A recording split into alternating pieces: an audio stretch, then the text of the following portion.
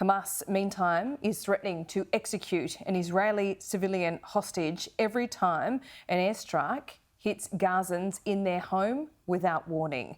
It is just after 2 a.m. there and the skyline is dark. These are live pictures, as you can see. Very different from yesterday. Israel has ordered a total blockade of the territory. This means they've cut off food, water, fuel and electricity. There is little power left, and that's why you are seeing this near or pitch black skyline. The Israeli death toll from Saturday's surprise attack by Hamas has now reached 900. 150 are held hostage. Those hostages now subjected to the threat of execution. Israel is leading an aerial and sea bombardment of the Gaza Strip.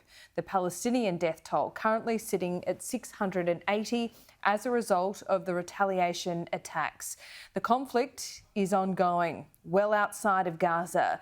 Buildings across the country's south have been hit by Hamas missiles, where some explosions can be heard and felt as far away as Jerusalem. Dominic Waghorn has the latest from Ashdod. Midday in one of Israel's biggest cities. 4 cars ignited by a Hamas rocket.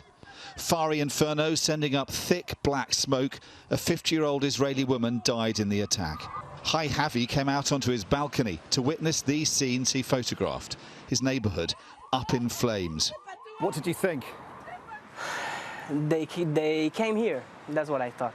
Because, you know, I've been hearing the stories from everything that's happening more on the border, and it was horrifying.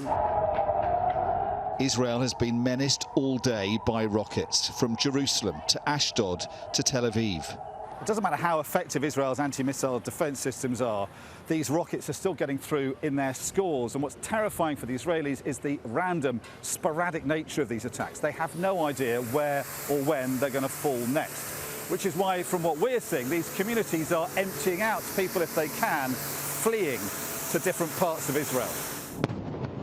Hamas is defending these attacks. Its spokesman telling Sky News that they are a response to Israel's hostility to Palestinians. We didn't kill any civilians. We didn't kill any civilians. This is a pure Palestinian resistance responding to a continuous aggression against Palestinians in Gaza, West Bank and Jerusalem.